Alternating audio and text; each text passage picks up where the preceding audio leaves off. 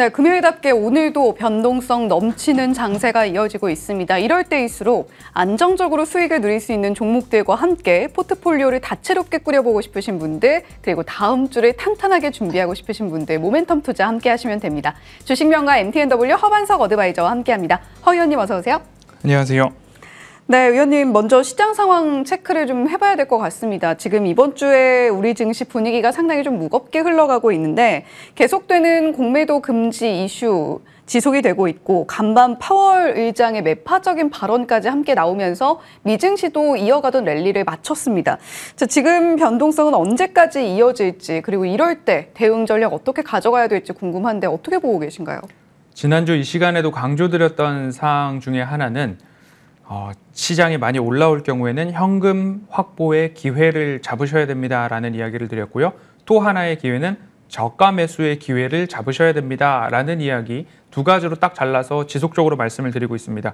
그리고 지수가 한창 어려울 때 2300포인트 코스피에 도달을 했을 때 이 시간 금요일마다 시황에 대해서 조금 더 구체적으로 말씀드릴 때 2300이 오더라도 일시적일 것입니다 라는 이야기를 드렸습니다. 그리고 나서 우리나라가 주말 사이에 공매도 금지 조치에 따라서 급등을 했습니다.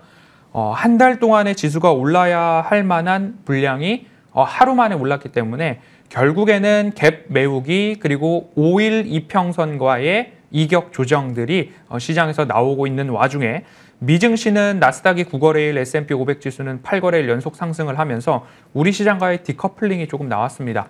그러면 미국 시장 중심으로 봤을 때는 쉬어갈 만한 당연한 위치에 오지 않았는가? 121선에 대한 도달과 저항, 되돌림 자리까지 왔습니다. 그 와중에 빅스 지수나 10년물 국채금리나 달러 인덱스나 주요 리스크 지표들에 있어서는 61선에서의 반등이 스물스물 나타나고 있는 상황입니다. 그러면 주가 지수는 연속 상승에 따른 피로도, 차익 실현 매물 욕구의 하락, 되돌림 나올 가능성이 높아지고 주요 리스크 지표들은 61선에서의 반등이 나오니까 주요 지수들, 우리나라 증시도 마찬가지로 반짝 올라가는 다이내믹한 반등보다는 잠시 쉬어갈 만한 위치상의 자리에 도달했다. 그러면 처음으로 위치상 조정이 나올 만한 자리가 맞을 것 같다라는 것에 무게중심 스탠스를 살짝 두셔야 될 것 같고요.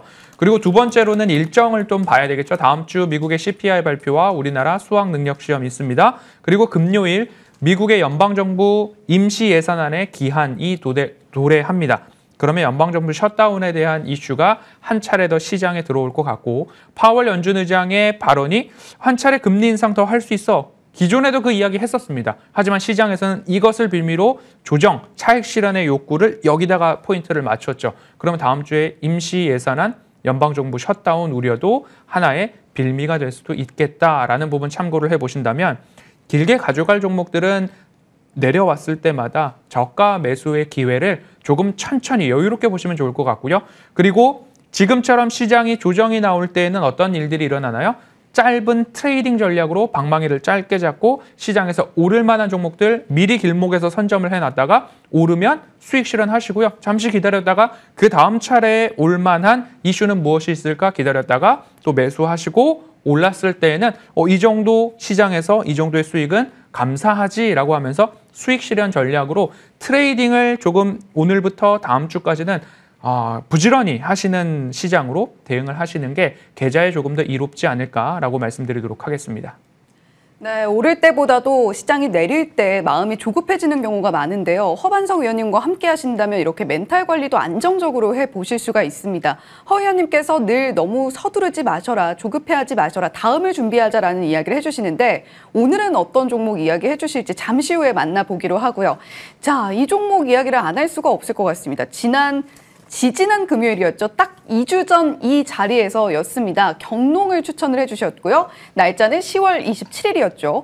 자, 무려 수익률 저희가 살펴보면요. 2주 만에 72.36% 기록을 하고 있습니다. 함께 해주신 분들 모두 수익 축하드리고요. 자, 경농 그렇다면 오늘 또 한 번 급등이 나오다 보니까 사실 계속 종목 이야기가 많이 나오고 있는 것 같아요. 이제 들어가셔라라고 하는 분들도 계신 것 같고 그런데 경농을 저희는 일찍이 매매를 하고 있잖아요. 지금 구간에서 어떻게 좀 AS 볼 수 있을까요?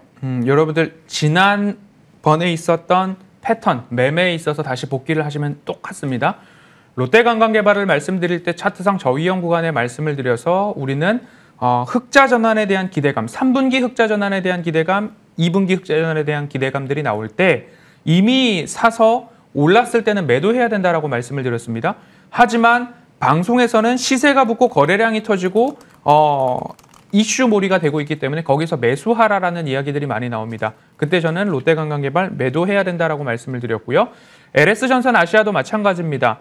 베트남 순방 일정에 따라서 LS전선 아시아 미리 말씀을 드렸고 2주 사이에 또 마찬가지로 70% 이상의 상승이 나왔었습니다. 그때 시장에서는 LS전선 아시아 중심이야 중심 더 올라간다라고 할 때마다 저는 오를 때마다 수익 실현 관점으로 보셔야 합니다라는 이야기를 드렸습니다. 경농도 마찬가지죠.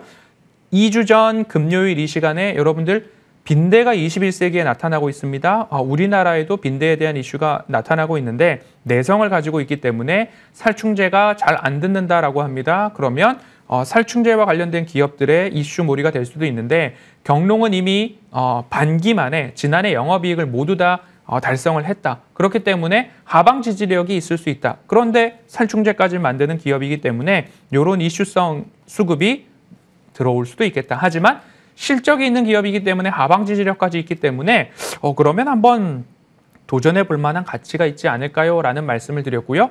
안전한 가격에 매수를 했기 때문에 12,000원, 13,000원 목표가 초과 달성을 했습니다. 오늘도 한 차례 추가 슈팅이 나오기 때문에 수익 실현을 올라갈 때마다 비중 축소하시면 좋을 것 같고요. 지금도 마찬가지로 오버슈팅 자리가 15,000원 차트상 흐름을 보시면요. 이 라인까지 올라왔다라고 보는 것은 오버슈팅이 조금 나오지 않았는가. 여기서부터 더 올라가는 것은 뭐 선수들이 드시거나 아니면 강심장이 드시거나 그거는 알아서 해야 될 자리고 우리는 9,300원, 9,500원 아래에서 매수를 해 놓았기 때문에 이 정도 수익에 만족하고 이제부터는 이 다음 차례에 어떤 이슈가 올 것인가 그 길목에서 먼저 선점을 하고 야금야금 모아가는 전략으로 본다면 다음 주 또 그 다음 주까지 이러한 슈팅이 나올 수 있을 만한 안정적인 종목 하지만 지금은 짧게 트레이딩을 해야 하는 시간이기 때문에 그 종목으로의 비중 이동도 함께 살펴보시면 좋겠다라는 말씀 드리고 싶습니다. 이미 하방 리스크가 제한적인 종목들 제가 안내를 좀 드렸습니다. 공매도 금지가 왔기 때문에 하방 리스크에 대한 압박이 줄어들 것이고 그럼 밸류에이션에 대한 합의가 조금 어려운 종목들이죠.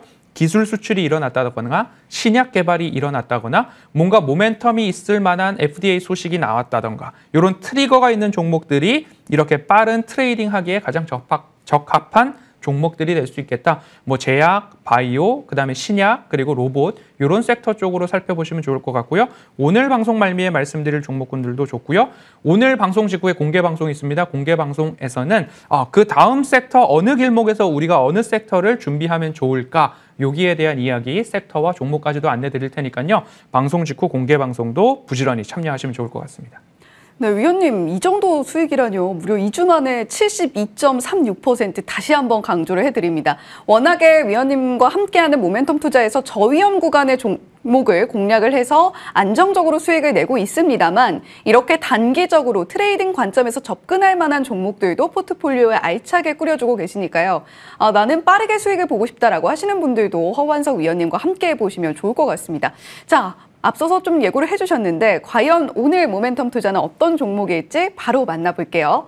자, 오늘의 모멘텀 투자 종목입니다. 꿈비인데 뭐 대표적인 저출산 종목이잖아요. 이 종목 어떤 모멘텀 자리하고 있나요? 11월 11일 중국에 광군제가 있습니다. 우리 시간으로는 주말 사이에 있는데요. 어떤 이제 쇼핑에 대한 대란이 일어날지 아니면 일각에서는 그렇게까지 소비가 원활하지 않아 중국의 경기가 좋지 않기 때문에 이런 이야기들 나오고 있습니다.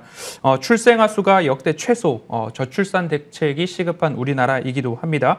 하지만 저출산이지만 1인당 육아 비용은 증가하고 있는 모습들을 살펴볼 수 있습니다. 꿈비 같은 경우에는 유아 가구, 유아 스킨케어 쪽에서의 전문 기업입니다. 그러면 저출산 관련된 수혜 기업들 뭐가 있을까 살펴본다면 아가방 컴퍼니나 제로투세븐이나 이런 꿈비 같은 종목들을 살펴볼 수 있겠죠. 국내 최다 유아 침대 라인을 보유하고 있는 꿈비이기도 합니다. 그렇기 때문에 광군제 이슈도 광군제 이슈고 그러면 화장품 섹터도 살펴보고 저출산 섹터도 살펴볼 필요가 있지 않을까. 그러면 앞서서 말씀드렸듯이 경농, 그다음에 LS전선 아시아, 뭐 그 전에는 바이오니아 이렇게 차례차례 섹터가 어디서 올라올 것인가에 대해서 미리 말씀을 드렸습니다. 그러면 지금 같은 경우에는 광군제, 그리고 저출산, 그리고 차트상 저위험 구간 61선에서의 지지 여부 이런 흐름들 나타나고 있기 때문에 꿈비 같은 경우에는 차트상 저위험 구간 9,200원, 9,300원 언저리에서는 매집의 관점으로 보시면 어떨까라는 말씀 드리고 싶고요. 1차 목표가로서는 11,000원 바로 위인 12,000원까지 한번 보도록 하겠습니다.